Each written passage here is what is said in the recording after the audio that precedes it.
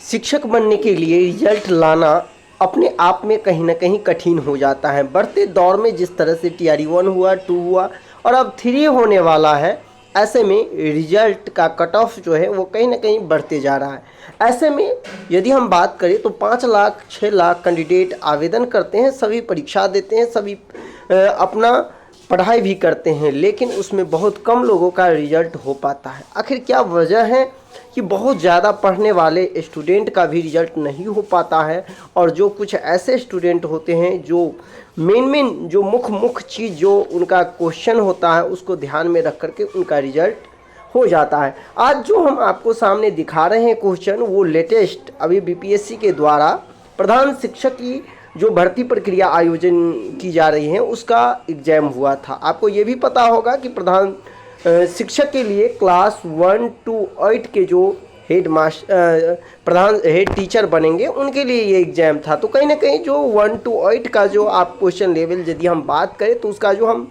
General paper की हम बात करें जो 75 नंबर पूछे गए थे, उसका क्वेश्चन देखने के बाद आपको बहुत कुछ समझ में आएगा कि आखिरकार इस बार टीआरई 3 जो पुनः परीक्षा हो रहा है उसका क्वेश्चन आखिरकार किस लेवल का होने वाला है, किस तरह का होने वाला है। देखिए, यदि हम क्वेश्चन की बात करें, हर बार आप कुछ ऐसे चीज़ों को पढ़ने लगते हैं जो कहीं ना कहीं एग्जाम से उसका कोई ताल्लुकात नहीं होता है, लेकिन उन चीज़ों को आप छोड़ देते हैं जिसे आपको पढ़ना चाहिए। आपको सबसे पहले तो हम यदि बात करें 1 to 5 की लेकर, तो आपको ये पता होना चाहिए 16 रीजनिंग है और 16 मैथ है।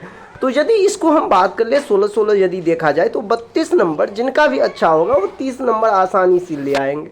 अब स्वाभाविक सी बात है कि आपको पता है 120 नंबर के परीक्षा होंगे, यदि उसमें 30 नंबर ले आता है कोई भी कैंडिडेट और उसके पास अभी भी 90 क्वेश्चन बाकी रह जाता है और 90 में यदि वो 50% भी लाता है 45 नंबर, तो उनका स्कोर हो जाता है 75 नंबर और सीधी सी उसका रिजल्ट जो है होना तय हो जाता है। तो यदि सबसे बड़ी बात है आपको देखना होगा वो मैथ का। मैथ देखिए, यदि आप लोग के मन में होगा कि मैथ मेरा बहुत कमज़ोर है, तो आपको एक चीज़ देखना होगा। देखिए, यदि हम क्वेश्चन को देखें यहाँ से कुछ चीज़ आपको पता चलेगा। जैसे देखिए, जिस भी आप टीआरई 1 की आप बात कर ले या 2 की हम बात कर ले, आप देखेंगे कि दोनों में आप यदि मैथ का देखेंगे तो कुछ इस प्रकार का, ये जो त्रिभुज से रिलेटेड जो क्वेश्चन होता है ना, चाहे आपका समकोण त्रिभुज से रिलेटेड क्वेश्चन हो, चाहे फिर समबाहु त्रिभुज से रिलेटेड क्वेश्चन, इस टाइप का एक क्वेश्चन आपको मिल जाए। अब आपको करना क्या है, इससे रिलेटेड जो भी क्वेश्चन है उसको आपको 10-20 क्वेश्चन बनाना है, चाहे कोई भी किताब से। अब जब उस तरह की क्वेश्चन आप बनाने लगेंगे तो इस तरह के क्वेश्चन बन जाएंगे। वही हम यदि हम बात करें तो आपने देखा होगा कि 1 to 5 में अक्सर आपको द्विघात समीकरण से रिलेटेड क्वेश्चन आते हैं, तो आपको द्विघात समीकरण से रिलेटेड क्वेश्चन जरूर बनाना है। आप यदि देखें, इस क्वेश्चन को देखने के बाद आपको ये समझ में आया होगा कि किस तरह संघीय बजट के बारे में पूछा गया है। तो लेटेस्टली यदि देखा जाए तो अभी आपको पता होगा सरकार बनने से पहले जो है वो अंतरिम बजट पेश किया गया था। तो आपको क्या करना है, बजट से रिलेटेड संघीय बजट जो है वो तो आपको देख ही लेना है 22-23 का, और दूसरी जो है वो आपको अंतरिम बजट जो प्रस्तुत किया गया था चुनाव से पहले, वो आपको पढ़ लेना है। वो पढ़ लेंगे तो आपके लिए काफ़ी इम्पोर्टेंट हो जाएगा वो चीज़। यदि हम बात करें गणित में, तो आपको गणित में यदि आप देखेंगे तो आपको कुछ इस तरह का द्विघात समीकरण आपको कवर कर लेना है। इसके बाद आपको क्षेत्रमिति में शंकु, बेलन, इससे रिलेटेड कम से कम 20-20 क्वेश्चन आप पर डे यदि हर चैप्टर से बनाना स्टार्ट कर दे तो निश्चित तौर पर आपको जो है वहाँ से नंबर बढ़ जाएंगे। इसके बाद आप देखेंगे इस तरह का एक क्वेश्चन आपको निश्चित तौर पर हर एक एग्जाम में देखने को मिलेगा, और ये आपको निश्चित तौर पर सिम्प्लीफिकेशन के अंतर्गत आपको देखने को मिल जाएगा या फिर डिसमल में मिल जाएगा। ये क्वेश्चन, इस तरह का जो क्वेश्चन होता है वो बहुत ही आसान क्वेश्चन होता है, ठीक है ना। आपको देखने में लग रहा है कि इतना टफ क्वेश्चन है, लेकिन बहुत आसान होता है इसको बनाने के लिए ट्रिक पर। अब देखिए, हम लोग जहाँ तक की बात करें हमेशा पढ़ते हैं कि मूली किसका उदाहरण है, मूली जड़ का उदाहरण, लेकिन देखिए बीपीएससी का जो स्टैंडर्ड लेवल होता है वो कुछ चेंज कर दिया जाता है। अब देखिए यहाँ क्या है, बल्ब दिया गया है, संशोधित तना दिया गया है, कर्ण दिया गया है और संशोधित जड़ दिया गया है। यहाँ पे जो है स्टूडेंट कन्फ्यूज कर जाते हैं कि मैंने अभी तक तो है जड़ पढ़ के रखा हूँ, यहाँ संशोधित जड़ दिया है और आपके ऑप्शन में ई भी है कि उपयुक्त में से कोई नहीं या एक से अधिक। तो यहाँ पे कन्फ्यूजन बहुत ज़्यादा बन जाता है कि आखिरकार डी ऑप्शन होगा या फिर ई हो जाएगा। तो आपको कोई भी चीज़ को बिल्कुल जो है वो बारीकी से पढ़ना होगा। सिर्फ और सिर्फ जो आप वन लाइनर क्वेश्चन पढ़ करके समझेंगे कि हम TRE 3 जो है कंप्लीट कर ले, ऐसा कहीं ना कहीं आपको मुश्किल नज़र आ रहा होगा। यदि हम बात करें और भी क्वेश्चन यदि देखा जाए तो कहीं ना कहीं निश्चित तौर पर जो है वो अंदर से क्वेश्चन बहुत सारे ऐसे हैं जो पूछे जाते हैं। देखिए, यदि आप गणित की बात कर ले पुनः, तो आपको एक चक्रवृद्धि ब्याज या फिर साधारण ब्याज से एक क्वेश्चन जरूर निश्चित तौर पर देखने को मिल जाएगा। और दूसरी यदि हम बात करें 6 to 8 हो या फिर 9th 10th कोई भी है, तो उनको भी जो जनरल पेपर पूछा जाता है उसमें अक्सर आप देखेंगे कि चक्रवृद्धि ब्याज से रिलेटेड क्वेश्चन रहता ही है। उसके बाद यदि हम बात करें तो आप जो लुसेंट का विविध देखेंगे तो विविध में जो है जितने सारे इम्पोर्टेंट, चाहे वो दिवस से रिलेटेड हो या जितने भी अंतर्राष्ट्रीय स्तर पर जो संस्था है, चाहे आपका रेड क्रॉस हो गया या फिर आपका WTO हो गया, WHO होगा, इन सब का आप स्थापना देख लेंगे और उनकी जो है मुख्यालय कहाँ है ये आपको देखना होगा। उसके बाद आपको बिहार कवर कर लेना है कि करेंट में इस 1-2 साल के अंदर अंदर मुख्यमंत्री के द्वारा क्या कुछ उद्घाटन किया गया है नए में, कौन से चीज़ों को उद्घाटन, वो आपको बिहार स्तर पर करेंट देख लेना है। और दूसरा चीज़ ये आपको ध्यान रखना है कि आखिरकार चुनाव से पहले, यानी कि आपको लोकसभा चुनाव से पहले प्रधानमंत्री मोदी द्वारा अंतिम उद्घाटन कौन चीज़ का किया गया था, अंतिम यात्रा कब किया था, कहाँ किस देश के लिए, अंतिम समय में उन्होंने कौन सी योजना पास की थी, सबसे अंतिम समय में जो संसद में बजट लाया गया था, जो आपका बिल लाया गया था वो क्या है। यानी कि लोकसभा चुनाव से रिलेटेड भी आपको जो है जानकारी रखना है। चूँकि अब जो एग्जाम हो रहा है तो निश्चित तौर पर लोकसभा चुनाव से रिलेटेड आपको क्वेश्चन देखने को मिल सकता है।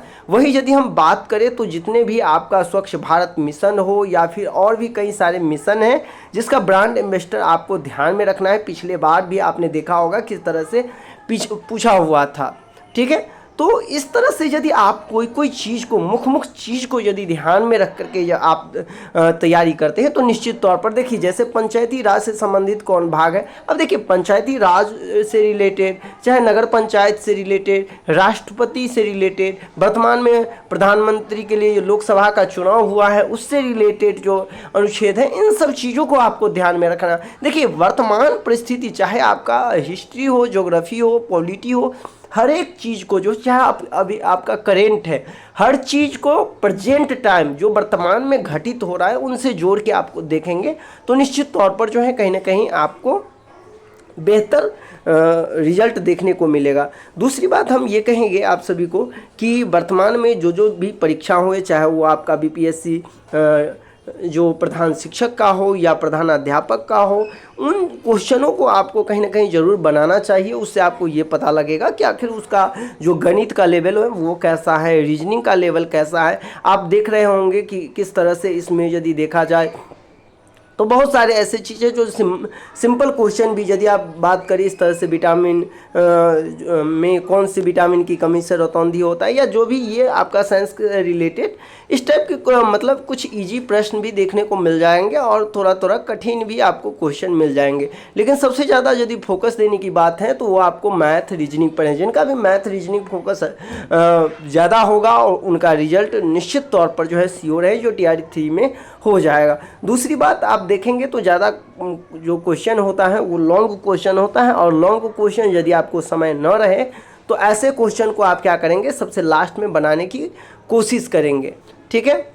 और भी क्वेश्चन यदि आप देखें तो बहुत सारे क्वेश्चन से आपको ये सीखने को मिलेगा कि किस तरह से क्वेश्चन पूछा जा रहा है। देखिए, मैथ की हम बात करें तो बार बार आपको कह रहे हैं कि मैथ आपको प्रतिशत से तो क्वेश्चन रहेगा ही, साधारण ब्याज, चक्रवृद्धि ब्याज से रहेगा, छत्रमिति। तो आप क्या कीजिए, यदि आपके पास अभी 10 दिन 20 दिन का समय है तो आप मैथ का लगभग 10 चैप्टर जो आपका होता है मेन चैप्टर है, उस 10 चैप्टर से लगभग आप पर डे 20 क्वेश्चन बनाने की कोशिश कीजिए। यदि साधारण ब्याज या चक्रवृद्धि ब्याज है तो आज उसका 20 क्वेश्चन आप बनाइए, द्विघात समीकरण से रिलेटेड 20 क्वेश्चन बनाइए, शंकु बेलन से आप 20 क्वेश्चन बनाइए। यदि आप ऐसा करते हैं तो निश्चित तौर पर आपका जो है गणित में स्कोर जो है अच्छा रहेगा, क्योंकि आप अभ्यास कर लेंगे। देखिए, 2023 में मेजबान। अब यहाँ से क्या हमको सीख मिल रहा है कि क्रिकेट एशिया कप जो 2023 का मेजबान कौन सा देश था, यानी कि 23 से रिलेटेड क्वेश्चन हमको पूछा जा रहा है। तो ऐसा नहीं कि हम केवल और केवल 2024 का ही करंट पढ़ेंगे, हमको 2023 का पूरे करंट अफेयर्स पढ़ना है। खास तौर पे उसमें आपको क्रिकेट से रिलेटेड जो मुख्य है वो भी आपको पढ़ना है। देखिए करंट में उन सारी चीज़ को आपको नहीं पढ़ना है जो 2023 में जो मुख्य पूरे 23 में हेडलाइन रहा, वो सभी हेडलाइन को आपको कवर करना है। एक दिन आप पूरे का पूरे करंट अफेयर्स पर ध्यान दीजिए और जनवरी से लेकर पूरे दिसंबर तक क्या क्या हेडलाइन है उस हेडलाइन को आपको कवर करना है।